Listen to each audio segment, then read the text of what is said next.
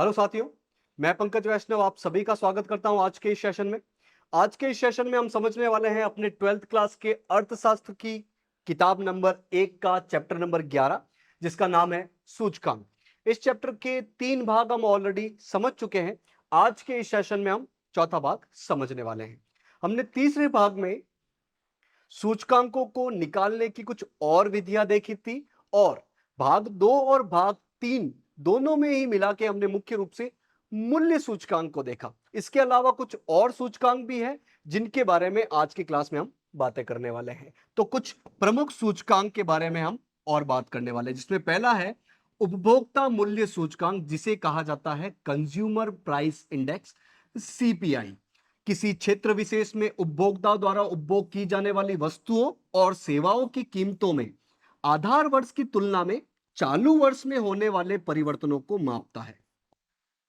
कोई एरिया है, कोई क्षेत्र विशेष है, कोई भी एरिया है, उसमें जो उपभोक्ता है वो जिन वस्तुओं और जिन सेवाओं का उपभोग कर रहा है, तो चालू वर्ष में आधार वर्ष के सामने आधार वर्ष की तुलना में कितना सापेक्षिक परिवर्तन आया है, वो ही ये मेजर करता है उपभोक्ता मूल्य सूचकांक।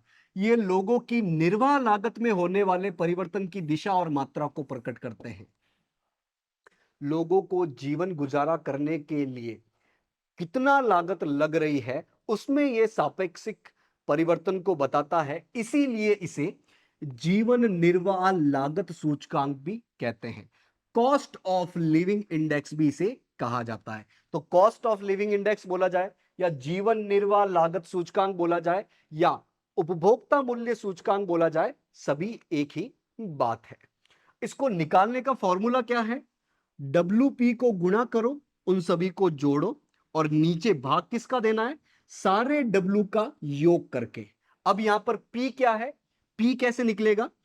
P1 में P0 का भाग दो और 100 से गुणा करो तो क्या आ जाएगा? P आ जाएगा। और W क्या है?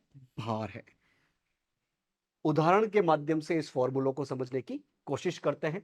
उदाहरण है, निम्न आंकड़ों से 2010 को आधार मानकर 2012 की वर्ष का उपभोक्ता मूल्य सूचकांक यानी कि सीपीआई की गणना कीजिए। तो गणना करते हैं इस उदाहरण में, इस डेटा में।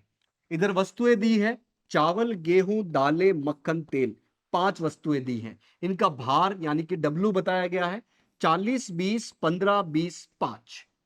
अब इनका मूल्य प्रति इकाई मतलब पी बताया गया है। चावल का 16, गेहूं का 40, दालें का 0.50, मक्खन का 5.12 और तेल का है 2। अब 2012 में इसका मूल्य बताया गया है चावल का 20, गेहूं का 60, दालें का वही 0.5, मक्खन का 6.25 और तेल का 1.5, मतलब 1.5 हो गया है। अब हमें निकालना है वो सीपीआई। तो सीपीआई के अपने फॉर्मूले में सबसे पहले ऊपर क्या था? ऊपर WP का गुणा करके जोड़ना था। इसमें P क्या था? P1 में P0 का भाग देके 100 से गुणा करो तो P आ जाएगा। तो निकालते हैं हम सबसे पहले P कैसे निकालेंगे? P1 में P0 का भाग देके 100 से गुणा करके। तो P1 मतलब इस वर्ष की कीमत, और P0 मतलब आधार वर्ष की कीमत, मतलब 20/16 इंटू 100 करना है हमको। तो जवाब आ जाएगा 125।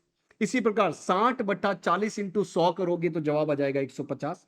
इसी प्रकार आधा बटा आधा इंटू 100 करोगे तो 100 ही आ जाएगा। 6.25 में 5.12 का भाग देके 100 से गुणा करोगे तो 122 आ जाएगा।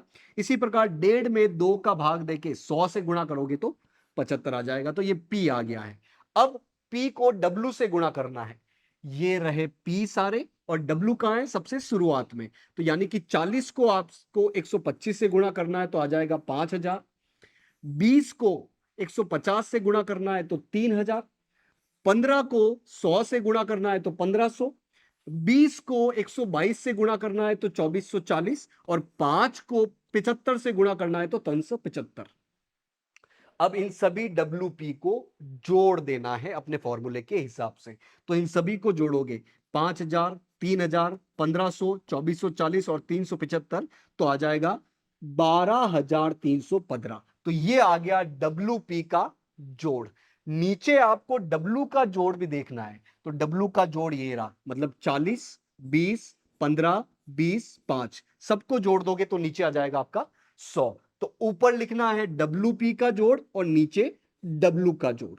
तो WP का जोड़ हमने देखा 12,315 और W का जोड़ हमने देखा 100, यानी कि 12,315 में 100 का भाग दोगे तो क्या आ जाएगा 123.5।